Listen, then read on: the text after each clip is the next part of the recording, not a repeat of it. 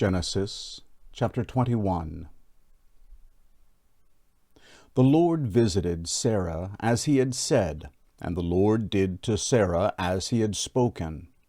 Sarah conceived and bore Abraham a son in his old age, at the set time of which God had spoken to him. Abraham called his son who was born to him, whom Sarah bore to him, Isaac. Abraham circumcised his son Isaac when he was 8 days old, as God had commanded him. Abraham was 100 years old when his son Isaac was born to him. Sarah said, "God has made me laugh. Everyone who hears will laugh with me." She said, "Who would have said to Abraham that Sarah would nurse children? For I have borne him a son in his old age." The child grew and was weaned. Abraham made a great feast on the day that Isaac was weaned. Sarah saw the son of Hagar the Egyptian, whom she had borne to Abraham, mocking. Therefore she said to Abraham, "Cast out this servant and her son, for the son of this servant will not be heir with my son Isaac." The thing was very grievous in Abraham's sight on account of his son. God said to Abraham, "Don't let it be grievous in your sight because of the boy, and because of your servant. In all that Sarah says to you, listen to her voice, for your offspring will be named through Isaac. I will also make a nation of the son of the servant, because he is your child."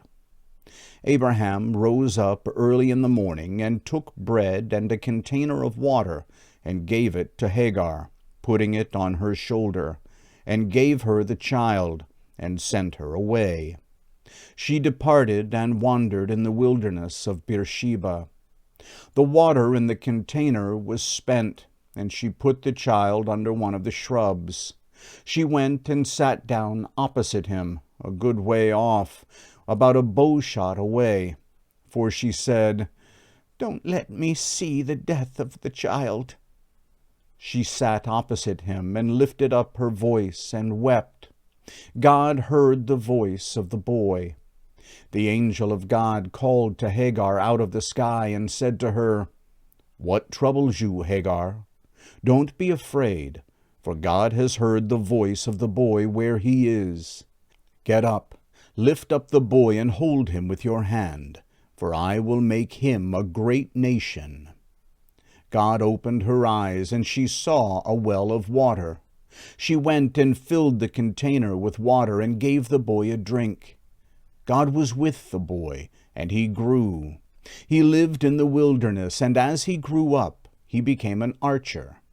He lived in the wilderness of Paran. His mother got a wife for him out of the land of Egypt. At that time Abimelech and Phicol, the captain of his army, spoke to Abraham, saying, "God is with you in all that you do. Now therefore swear to me here by God that you will not deal falsely with me, nor with my son, nor with my son's son. But according to the kindness that I have done to you, you shall do to me, and to the land in which you have lived as a foreigner." Abraham said, "I will swear." Abraham complained to Abimelech because of a water well which Abimelech's servants had violently taken away. Abimelech said, "I don't know who has done this thing. You didn't tell me, and I didn't hear of it until today." Abraham took sheep and cattle and gave them to Abimelech. Those two made a covenant.